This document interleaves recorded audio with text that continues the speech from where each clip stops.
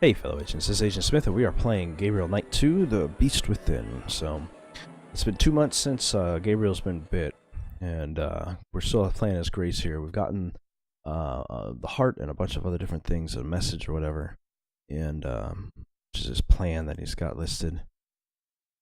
Wagner's layout of the theater. With this diamond shape or whatever he's doing.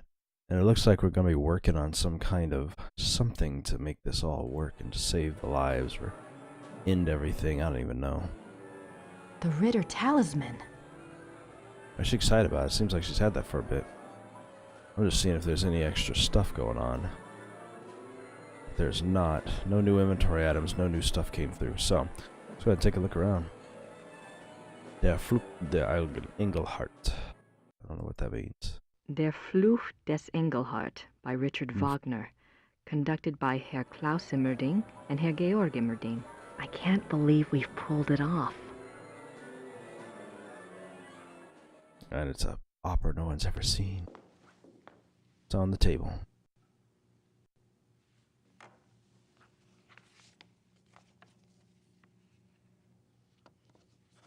Just fold that shit all up. Yep, there you go. Take some more, line it up. It don't matter. Bottomless pockets. Should be a fold crease right through the middle of this thing. The Curse of Engelhart by Richard Wagner. Act 1. Many years ago in a small German village there lived a young man named Engelhart. Engelhart was a lowly blacksmith's apprentice. He was fair-faced, but by nature gentle and shy. Being orphaned, and having lived with the blacksmith in virtual slavery since his parents died, Engelhart had nothing in the world to claim as his own. Nothing, that is, but an amazing talent. For 10 years, the beautiful and much-desired wares that had passed for the blacksmith's own had actually been produced by Engelhart. The blacksmith, a greedy and vain man, was determined to keep this a secret. He forbade Engelhart to ever work the metal in front of another soul, on pain of death. But the blacksmith's ingratitude went further still. He was so plagued with envy of Engelhart's talents that he treated Engelhart like a lazy and worthless dog. The other villagers, assuming that the blacksmith's behavior toward Engelhart must be deserved, followed suit. Now in the same town there lived a rich baron. The baron maintained a patronly and righteous face with the villagers, but it was rumored that he was actually unspeakably cruel and wicked. There was also a young maiden, Hildegunde, who was lovely and good-hearted. Hildegunde was the only one who took pity on Engelhart and was kind to him. Engelhart loved Hildegunde madly, but was too shy and too penniless to even speak of it. In the first act, we learn that Hildegunde's parents, blinded by the prospective fortune, have betrothed her to the Baron. When Hildegunde learns of this, she is terrified and protests that the Baron is reputed to be evil, but her parents brush this off as jealous rumors and demand her obedience. Poor Hildegunde is too good to defy her parents' wishes, and so she reluctantly agrees. The Baron, with great public ceremony, sends Hildegunde a betrothal gift of a silver jewelry box. Nice, nice. Hildegunde, overcome by her fear and anger at the betrothal, casts the jewelry box into the fire. She is immediately remorseful and pulls it out, but it is too late. The delicate silver has been badly marred. Hildegunde fears for her life when she sees the damage. She is afraid the blacksmith would report the damage to the Baron, so she approaches Engelhart and begs him to help her. Engelhart thinks of his master's warning, but determines to disregard it for Hildegunde's sake. He melts down the silver and constructs another box even more beautiful than the first. When Hildegunde sees his great artistic skill, she falls in love with him. The two come together in an aria of love, but their bliss is momentary. What about the betrothal? The young couple, knowing the Baron will never relinquish his claim, decide to run away. Act 2. The Baron learns of Hildegunde and Engelhart's disappearance. He is so furious that he hires hunters to track the pair down. Hildegunde and Engelhart are found and arrested. In a public trial, Hildegunde pleads their case in a stirring aria. She tells the townspeople of Engelhart's great skill and his mistreatment by the blacksmith. She tells them Engelhart is good and kind. The blacksmith should be turned out for his evils and Engelhart given the shop. Like turned out Then onto she the and streets, Engelhart could marry and live in sell his peace with body. their neighbors. Her parents chose a groom for her, but she begs to be allowed her own choice. It is then the Baron's turn to speak. He declares that he has been terribly injured, a victim of a wayward girl. His marriage claim was first. There can be no other. He implies that if the villagers do not help him make it right, he will remove his aid from the village coffers. Then the Baron turns to Engelhart. By the rights of the injured, the Baron announces, he is empowered to set a curse. The Baron curses Engelhart with a terrible and ancient malady, that whenever the moon shines in the night, Engelhart will become a marauding wolf. The village is terrified of wolves and has been plagued for many years by a local renegade wolf which has taken the lives of many children. The Baron further declares that because he is merciful, he will still marry Hildegunde, but not until she renounces Engelhart with her own words. Until she does, he will keep her safe from further shame by locking her up in a small room at the top of his house. The villagers naturally side with the Baron. Hildegunde goes to her prison, and Engelhart does indeed become a wolf at night. At first Engelhart is hated and feared by the villagers. They make the sign of the evil eye at him and will not tolerate his presence in town. But soon, rumors start to circulate about Engelhart the wolf. It seems he is always careful not to harm any human being nor any domestic stock. In fact, he even does some good for the villagers. He scares away bandits and he keeps the renegade wolf at bay. No more children are lost to the fangs of the night. Yeah. Engelhart's kindness shines through even the dire nature of his curse. Hildegunde, meanwhile, still loves Engelhart as much as ever, whatever curse he might be under, and whatever acts that curse might force him to commit. When she hears of Engelhart's successful mastery of the curse, she dedicates herself to him forever. Hildegunde tells the Baron that she will never renounce Engelhart. The Baron's plan having collapsed before him, having given Engelhart dignity rather than removed it, he flies into a rage. He tells Hildegunde that he will marry her anyway, and on the morrow at that. She will become his wife or her parents' lives will be forfeit. Act 3. The final act begins with the wedding feast for Hildegunde and the Baron. Hildegunde has cooperated due to her fear for her parents' lives, but now that the service is over, she is horrified to find herself that Baron's wife, and is mourning her final separation from Engelhart. After her poignant opening aria, the Baron approaches her and tries to draw her back to the party. He calls for the entertainment, hoping to cheer her up. In strides a traveling show of minstrels. They wear comic costumes and full face paint and immediately proceed to play and juggle for the crowd. One of them, a mime with a tragic frown painted on his face, seems to want to hover near and amuse the bride. She keeps brushing him off, clearly depressed and tearful, and he does his best to make her laugh. After the amusing antics of the minstrel's first song, the tone changes and the minstrel's music grows dark and theatrical. Ooh. Oh. The Baron protests, preferring the comedy, but he's reassured by Hildegunde's father. The minstrels gather in a circle around the frowning minstrel. They whirl around him, and he slowly sinks from sight. The music grows more frantic. Suddenly, the minstrels burst apart like petals, and standing in the center of the room is a wolf. The villagers scream, but Hildegunde cries out that it is Engelhart.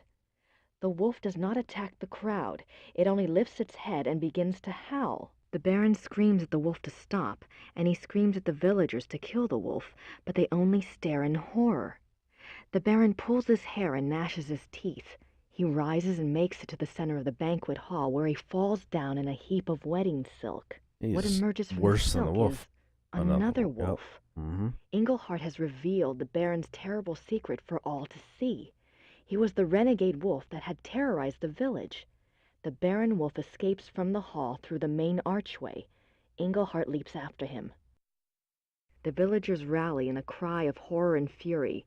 One of the men grabs an axe from the wall and entreats the others to follow. They will stalk and kill the murderous wolf. The villagers storm through the archway. Hildegunde follows. The final scene takes place in the woods outside the village. The villagers hunt the two wolves. They follow the wolf tracks, singing of the apparent ferocity of the battle between the two wolves. Hildegunda answers the men's excitement with her own fear for Inglehart's life. The crowd emerges into a clearing. There, the two wolves are engaged in a final deadly embrace. As they watch, Inglehart triumphs and the Baron Wolf sinks to the ground and dies. Unfortunately, Inglehart is mortally wounded.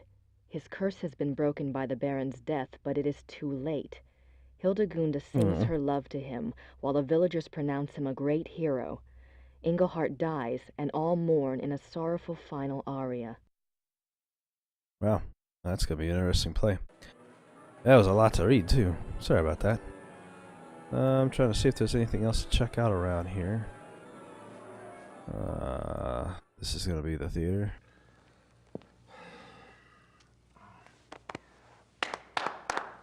We have 1 hour, people. Or infinity time, depending on how long it takes me to get this done. Yes, Mr. Costello? Herr Immerding, I must again protest about my lack of vocalization in Act 3. I have not a single note until the transformation aria. Now, how many times do we have to go over this? You are disguised as a silent minstrel. I know that. But an aria, sung to the audience, off to one side, would be very effective. Hildegund has one. Yes, but the audience is not supposed to know it's you until the transformation into a wolf. It's a surprise. You know, surprise. I realize that's the way it's written. I simply disagree with its effectiveness. Your opinion is noted. And doesn't fucking matter, so booyah! It's time to get ready, Georg. You go. I want to go over this one more time.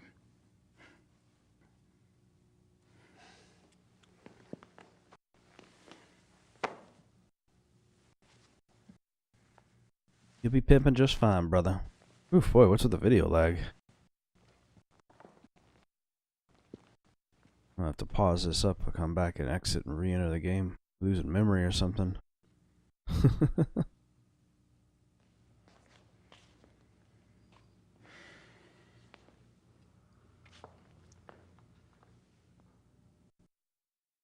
Alright. There's people up there. What's going on up here? Oh, all these crystal displays. How's the installation going? All right. Will the last one be up soon? Yeah, soon. As long as it's ready for the service, I guess. It looks like we're trying to figure out some sort of spell.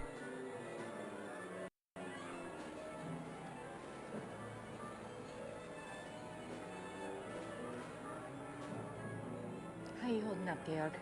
Oh, man. I'm going crazy. I wish I had never blackmailed Klaus into letting me conduct. Don't be ridiculous. The opera was your discovery, Georg, remember? You'll be famous after tonight. Assuming I don't make a complete ass of myself.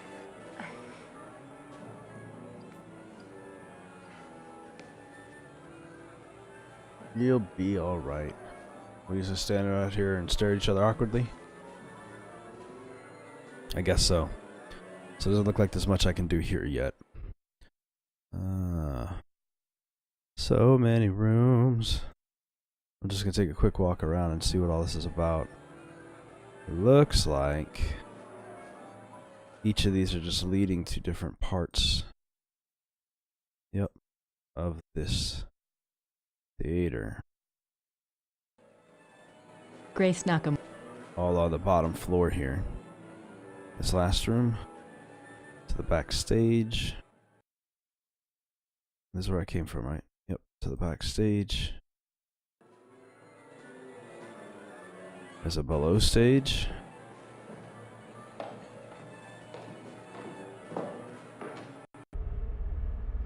Ooh, creepy. Lots of drains around here.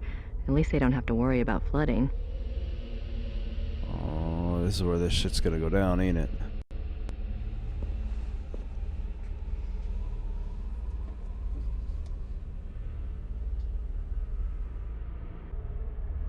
Oh, it's good to grow familiar with where you're gonna be. There's a key in here.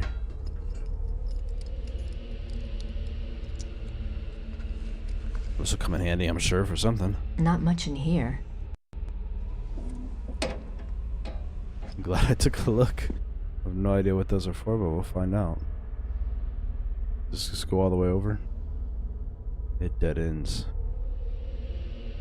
Oh, it's a big circle. Okay.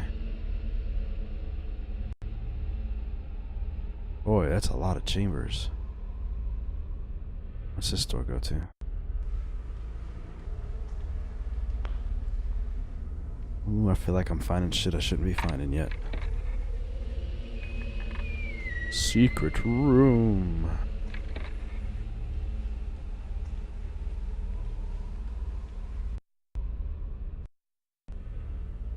If I can't get Gabriel back to Rittersburg before tonight, this room might do the trick. But I need to be able to lock it. Well, I've got a key, so we should be good. Looks like an old set piece. A lot of theater junk.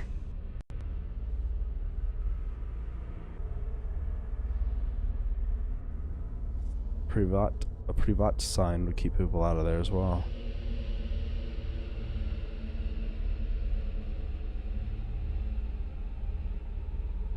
For the door. Just slide it down my pants.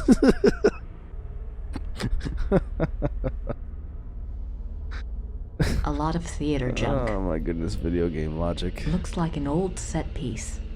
Yeah, it looks like it's all gonna be the same thing. Grace Nakamura. Alright, can I put that sign on this door? Will that help? Nope, it doesn't. I can lock it with these keys though, right? Oh, I suppose it doesn't matter right now. What are these anyway? Gabriel's car is... That's car keys. Which keys was I looking for? Oh, there they are. keys from the panel box in the basement. Guessing these keys are for... Give me this. Yes, there it is. So we can lock this door when necessary.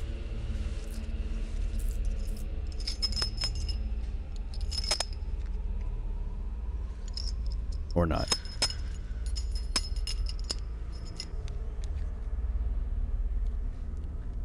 Oh, yes, there we go. Perfect. Oh, she's excited about that. Keys from the panel box. Okay. It says private. Well, it says privat. There's missing a knee for private, but it's fine. Alright, we don't need it for that yet. Alright, this is the end of this hall. Let's go down one and see what else we can Cool find. air's coming in through that vent. It must lead outside. Okay. Alright, so this thing is so far made in a big 3x4 grid system. And this is the other end. Yeah, 3x4. There's nothing further. Nope, it's even bigger. I'm not sure why I'd want to do that. I'm not sure why I'd want... Okay.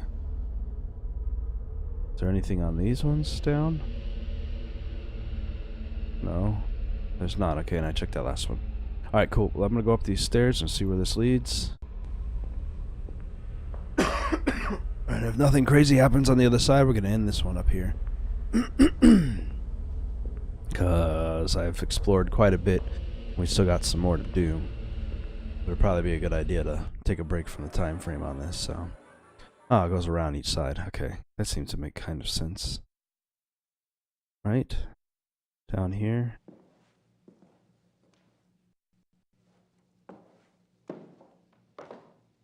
Yep, okay, cool. That's this end. And this way goes to the opposite sides of everything from what I was before. And an office. Cool. Perfect. Before we go any more explanation on this, I'm going to go ahead and end this video here. I hope that you guys are enjoying this. And if you are, please give it a thumbs up. Don't forget to comment and subscribe. And if you haven't already, check that notification bell so you'll know when I'm putting new videos out. Other than that, I'll see you guys in the next one. Have a great day. Hey, fellow agents. Don't forget to like and subscribe by clicking the button in the center of the screen. You can also find the last video by clicking the button to the left.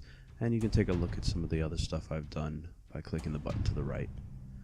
Hope you enjoyed the video, and have a good day.